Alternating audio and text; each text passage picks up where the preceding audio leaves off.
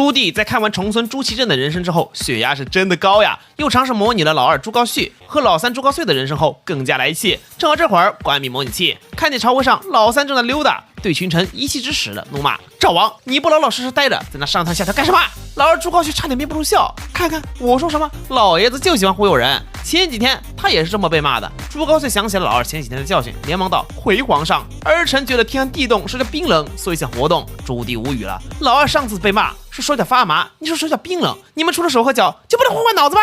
行了，回去老实待着，毕竟是自己的崽，当众骂属实不太好听。朱高煦碰了下朱高燧，有点幸灾乐祸。老三嘴巴很硬啊，爹这是在提点我啊，还能这么解释啊？没错，爹的意思是让我当一个拍板的人，而不是个提意见的。二哥，这下你懂了吧？刚开始啊，他也只是想找回点面子，但说着说着，不对呀，我说的可太有道理了。面露笑容，朱高煦听了这个解释，忽然间笑不出来了。他觉得老三这话似乎有点对，不然为什么爹骂他的时候说像只耗子，骂老三的时候只是老老实待着？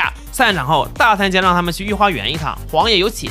老大朱高炽想起了你还在睡觉，老三一把拉住，没别的，老四一直上床摸鱼，还没挨过骂，他不服。朱高炽还犹豫呢，就被老二和老三一起拉出去了，视角来到朱棣这边，他一眼就瞥到了哥几个，还有老三背后的你，还没开口呢，老三就开始告黑状。爹，老四还在议事殿睡觉呢，我喊都喊不醒，所以我们几个就来啦。朱棣还以为自己听错了，你确定老四不就在老三身后吗？难道看到的不是真人？想到这儿，本来就不想待在应天的他是一阵后怕呀，必须的，我10分有12分的确定。朱棣不敢看，再问老二，没想到他也把胸脯拍得砰砰响。爹，老三说的当然是真的，不信你问老大呀。朱棣更紧张了，不行，监督的计划不能等到明年，这应天是一天都待不下去了，瘆得慌呀。强装镇定问老大，老大呵呵一笑，爹，老四不就在3弟后面吗？没错，他一直在和自己的好大儿在一块，所以老二老三看不到的地方啊，他这个角度反而能看到。本来是想提醒一下2个弟弟，但他们俩嘴太快，无奈只能心疼闭眼。老二老三顿时生气了，说好一起整老四，你这个浓眉大眼的怎么被派革命了呢？老四明明在摸鱼睡觉啊，怎么可能在身后啊？结果往后一看啊，眼前一黑，完蛋了呀！果然朱棣彻底疯狂，你们俩给我跪下！砰的一声，地板都快穿了呀！倒是你还帮忙求情，但你的阴阳怪气让朱棣更火大。一旁的朱瞻基忍不住后退半步，四叔是真狠啊！朱棣怒了，乱动什么？你给我跪下！啊！你懵了，你还没拱火呢，老爷才能未卜先知。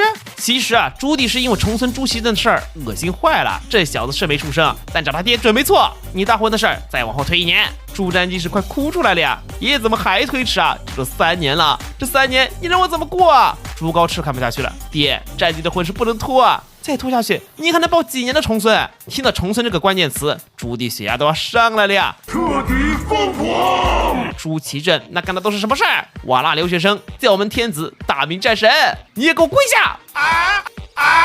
老爷子不是最惦记亲情的吗？怎么一听到抱重孙跟抱祸害似的？你是真开口给老大求情，他毕竟身子也不好。朱棣白了一眼，该跪在那儿。倒是你，别站着了，坐下吧。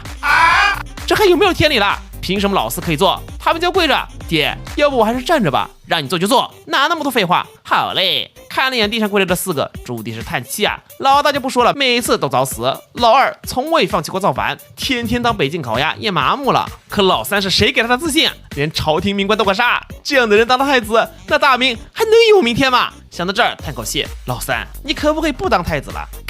朱高煦直接笑出猪叫，被朱棣扫了一眼，马上捂住嘴。朱高燧是想死的心都有了呀！爹，既然您不让我当太子，那前几天说的话什么意思？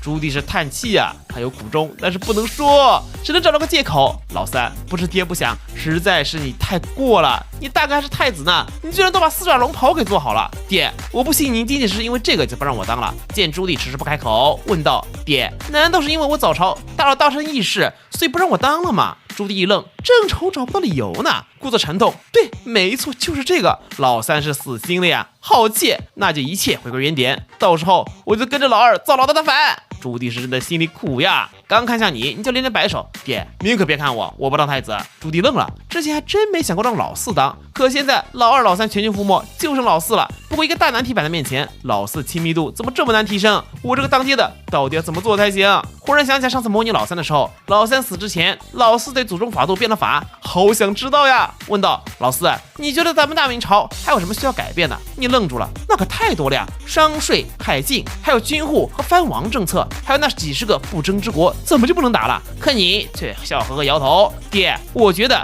爷爷定下的法度挺好，不用改。可朱迪皱起眉头，你小子在模拟器里可不是这么说的啊！老四，爹没跟你开玩笑，爹这次是认真的。你翻了个白眼，老爷子不会想挑我的毛病吧？赶紧拍着胸脯，爹，我也是认真的。爷爷定下的制度都很完善，一定能保证我们老朱家不会有任何损失。可不嘛，开局一个碗，结束一根绳，就问你有没有损失吧。朱棣勉强信了，应该是幕后之人，还没跟老四说变法的事儿。跪在地上的几个人看到老爷子想让你插手国事，差点笑出声啊！爹这是糊涂了吗？老四什么水平？又不是诸葛亮在世，能说出个什么建议来？不过你也有点心惊肉跳，老爷子突然这么反常，难道是发现了什么？或者说跟某些小说一样，能偷听别人心声吗？赶紧在心里狂骂一顿，看朱棣没反应才松口气，一个龙屁拍过去。爹，我有建议，绝对第一时间告诉你。我虽然不像大哥他们那样能力很强，但身为朱家人，也希望对国事有所帮助。朱棣听的是真舒服呀，老四这孩子真让我满意，孝顺、听话、懂事儿，心情大好。行了，你们几个也都起来吧。走之前啊，朱瞻基大着胆子又提了下大婚的事儿，老大是冷汗都下来了呀，敢质疑老爷子，屁股不想要了吧？但朱棣满脸无奈，瞻基爷爷也是迫不得已呀。老大朱高炽看儿子受了这么多委屈，今儿也算彻底硬气下来，恭敬行礼，然后跪下，满脸悲痛。爹，您是知道我不会造反的，但您不能拿瞻基这孩子的婚姻大事开玩笑。今儿你要不说出个道理来，我这个当儿子的可真要造您的反了。此言一出，众人皆惊，尤其是朱瞻基，一直以为便宜老爹，懦弱老实，没想到啊，连忙也跪了下来。爷爷，孙儿不问你要解释了，只求您放了我爹。啪啪啪几下，老二老三也都跪下去了，纷纷给老大求情。虽然平时不对付啊，但哥仨从小一起长大，他们从来没想过要老大的命。你也顺势跪了下去，都这样了，不跪不合适啊。不过朱棣并没有想象中生气，之前模拟器里看到兄友弟恭的场面，属实血压太高，吃进巨皮。如今看到哥几个同气连枝的场景，心中十分欣慰。行了，你们都起来吧，都是一家人，今天有什么话都可以随便说。老二扯了嗓子来了这祸水东引，瞻基，我刚看你欲言又止的模样，有啥话你就说呗，别那么生分。朱瞻基一阵咬牙切齿，二叔今天真的是叽里呱啦的，跟只鸭子一样，如果哪天落到他手里，一定要把对方当只烤鸭。只能硬着头皮，爷爷，大婚推迟我没意见，但您能不能让我玩个小婚？众人皆惊，不是，怎么又提这事儿了？嫌你爹命太长了？朱高炽心中委屈啊，儿子是啥情况啊？但朱棣反而没生气，忽然哈哈大笑。好，瞻基你这孩子就是聪明，我怎么就没想到呢？他反应过来了呀，之前只想让朱祁镇这货不能出生，所以推迟了大孙子婚礼。但好生孙的话，让他想到另一种可能，如果那货不是嫡长子呢，是不是就不能当皇帝了？舒服，满意一笑。孙子，爷爷决定了，让你的大婚提前开始。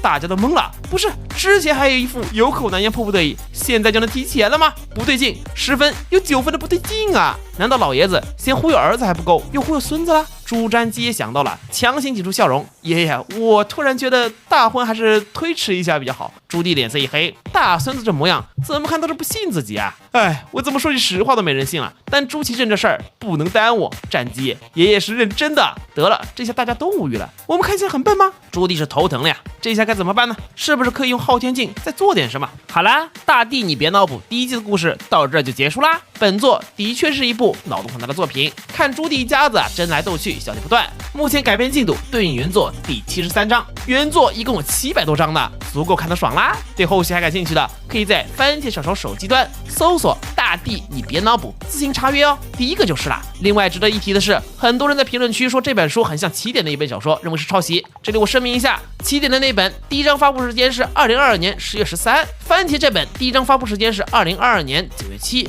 是不是抄袭一目了然。所以别在评论区和弹幕刷其他书名啦，这样真的很不礼貌哦。那么我是卓卓，我们下个系列再见，拜拜。